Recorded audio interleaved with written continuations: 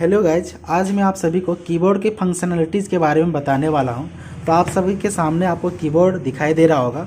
इन keyboard में बहुत सारे की होता है, किसी में 104 होता है, किसी में 108 होता है, 103 होता है। ये कीबोर्ड पर डिपेंड करता है कि उसमें कितने कीज़ है, क्योंकि बहुत सारे कीज़ में कुछ एक्स्ट्रा कीज़ दिया हुआ रहता है। तो आज मैं कीबोर्ड में हर एक की जो यहाँ पर आपको दिखाई दे रहा होगा, इन सारे की का मैं इस्तेमाल करना बताऊँगा। अगर आपको नहीं पता है कि कौन सा की का इस्तेमाल कहाँ पर किया जाता है, तो आप सभी देख सकते हैं इस वीडियो को और आप सीख सकते हैं। अदरवाइज आपको पता है तो दोस्तों, सबसे पहले कीबोर्ड का पहला की होता है ESC लिखा हुआ, यहाँ पर आप देख सकते हैं। इसको बोलते हैं एस्केप की। ठीक है, क्या बोलते हैं? एस्केप की। उसी का शॉर्ट में यहाँ पर लिखा हुआ है ESC, जिसका नाम होता है एस्केप की।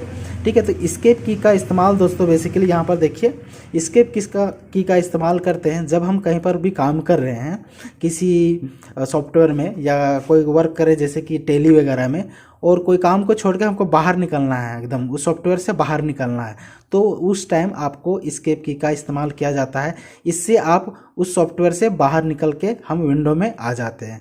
ठीक है दोस्तों, तो ये हो गया एस्केप की। उसके बाद एस्केप की के बगल में यहाँ से लेकर यहाँ तक आपको दिखाई दे रहा होगा, F1 से लेकर F12 तक, ये होता है फंक्शंस की। कीबोर्ड का होता है फंक्शन की। इन फंक्शन की का इस्तेमाल दोस्तों हम कहाँ पे करते हैं?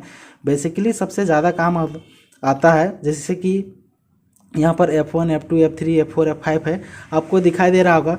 इन कीज़ का इस्तेमाल होता है दोस्तों सबसे ज़्यादा टेली के अंदर में। जब हम टेली में वर्क करते हैं, तो जब हम कंपनी क्रिएट करना रहता है, वहाँ पर परचेज, सेल्स वगैरह रिसिप्ट करना होता है, तो हम इन फंक्शंस की का इस्तेमाल करते हैं। उसके बाद भी हम इसका इस्तेमाल करते हैं रिफ्रेश करने के लिए, शट डाउन करने के लिए, इन फंक्शंस की का इस्तेमाल करते हैं दोस्तों। उसके बाद यहाँ पर आपको दिखाई दे रहा होगा, ये है टिल्ड की। ठीक है, 1, 2, 3, ये तो आपको पता ही है कि कहाँ पर इस्तेमाल करते हैं। जब भी हमको ज़रूरत पड़ता है ये सब का इस्तेमाल करते हैं। और इनके ऊपर में 1, 2, 3 जो लिखा हुआ है, इसके ऊपर में कुछ स्पेशल्स की दिया हुआ है, एक्सक्लामेटरी की, @ $, परसेंटेज। ठीक है, उसके बाद यहाँ पर आपको दिखाई दे रहा होगा लेफ्ट साइड में थर्ड बटन, टैब बटन का। दोस्तों टैब बटन का इस्तेमाल यहाँ पर देखिए, टैब बटन का इस्तेमाल बेसिकली हम कब करते हैं?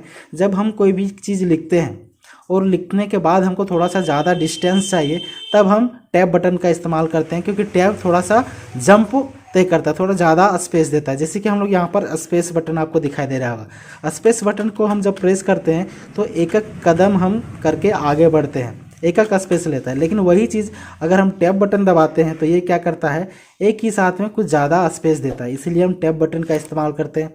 यहाँ पर आपको दिखाई दे रहा होगा कैप्स लॉक।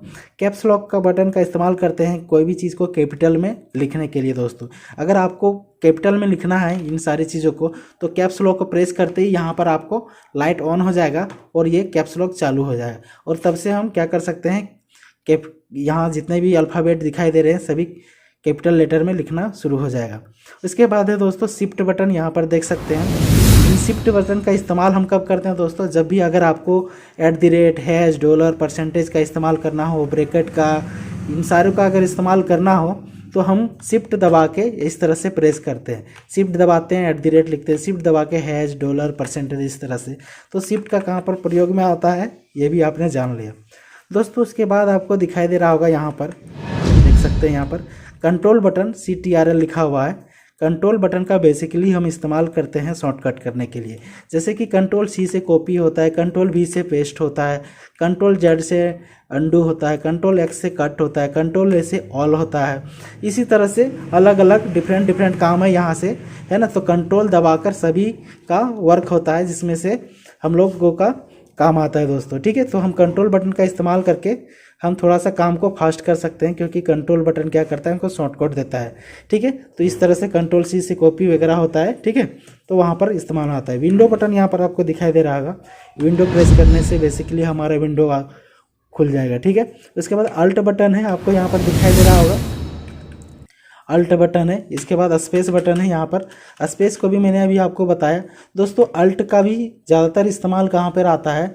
जैसे कि ये फंक्शन की का इस्तेमाल करने के लिए, जैसे रिफ्रेश करना, Alt+5 दबाते हैं, Alt+4 दबाते हैं, तो इससे क्या होता है? शट डाउन होता है दोस्तों। ठीक है, उसके बाद यहाँ पर स्पेस भी मैंने बता दिया, एक सिंगल स्टेप स्पेस लेने के लिए हम स्पेस की का इस्तेमाल करते हैं। सेम चीज़ें इधर दिया हुआ है अल्ट की, जो कि इधर दिया हुआ था, सेम वर्क है, सेम फंक्शनलिटी है। सेम यहाँ पर विंडो बटन दिया हुआ है, यहाँ पर भी जो दिया हुआ था काम सेम है। उसके बाद देखिए यहाँ पर फिर से वही सारी चीज़ें दिया हुआ है, कंट्रोल शिफ्ट। उसके बाद दोस्तों आपको यहाँ पर दिखाई दे रहा होगा इंटर बटन। यहाँ पर दोस्तों इंटर बटन का काम क्या होता है, जब हम कहीं पर कुछ लिखते हैं और हमको जब नया लाइन में आना होता है तब जाके हम इंटर प्रेस करते हैं। जैसे ही आप इंटर प्रेस करेंगे आप तुरंत ही नया लाइन में आ जाएंगे, ठीक है। उसके बाद इसके ऊपर में आपको दिखाई दे रहा होगा, ये क्या है दोस्तों, लाइनिंग देने के लिए। जब एक होता है बैकवर्ड स्लैश, एक होता है फॉरवर्ड स्लैश। यहाँ देखिए फॉरवर्ड स्लैश है, यहाँ पर बैकवर्ड स्लैश। इसको बोलते हैं दोस्तों आपको बैक स्पेस। जब आपको बैक स्पेस मतलब आपको अगर पीछे कुछ मिटाना, अगर आपने कुछ लिखते लिखते कुछ टाइप किए और कुछ गलत हो गया और जब आप उसको मिटाते हैं तब हम बैक स्पेस से क्या करते हैं, एक एक करके हम मिटा सकते हैं। एक एक ऐसे दबाते जाएंगे और आपका जो है मिटते जाएगा, ठीक है दोस्तों। फंक्शन की बता ही दिए। उसके बाद दोस्तों यहाँ पर आपको दिखाई दे रहा होगा, इसको बोलते हैं arrow key. Up, down, right and left, इन की का इस्तेमाल करते हैं अप जाने के लिए, डाउन जाने के लिए, लेफ़्ट जाने के लिए एंड राइट जाने के लिए। दोस्तों यहाँ पर आपको डिलीट बटन दिखाई दे रहा होगा, DEL लिखा हुआ है, ठीक है। किसी में डिलीट पूरा लिखा हुआ रहता है।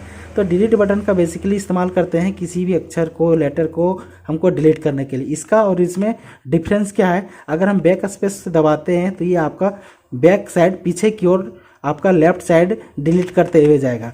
कर्सर अगर यहाँ पर है तो ये यहाँ से इधर डिलीट करते हुए जाएगा, लेकिन ये डिलीट बटन दबाते हैं तो कर्सर से आगे फॉरवर्ड को ये डिलीट करेगा, ठीक है दोस्तों। उसके बाद यहाँ पर आपको इंड बटन दिखाई दे रहा होगा। इंड बटन से क्या होता है, अगर आप पैराग्राफ में कुछ लिख रहे हैं तो जैसे ही आप इंड करेंगे तो ये पैराग्राफ के सबसे नीचे आ जाएंगे। होम बटन है दोस्तों, यहाँ पर देखिए अगर आप पैराग्राफ में कुछ लिख रहे हैं तो होम बटन को प्रेस करते ही आप चले जाएंगे उस लाइन के सबसे फर्स्ट में। पेज अप से पेज के सबसे ऊपर में चले जाएंगे, पेज डाउन से पेज के सबसे नीचे आ जाएंगे दोस्तों। PS है मतलब है प्रिंट का स्क्रीन लेना।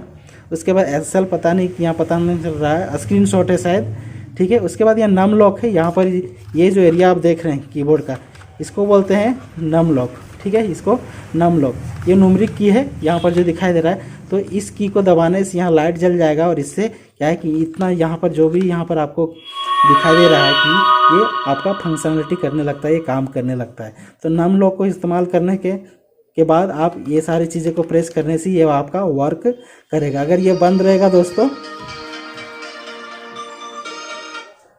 अगर ये बंद रहेगा आपका तो ये फंक्शन काम नहीं करेगा। तो अगर इसको काम में लाना है तो इसको ऑन करना पड़ेगा, उसके बाद ये काम कर सकते हैं। बाकी ये सारी चीज़ें सेम है दोस्तों।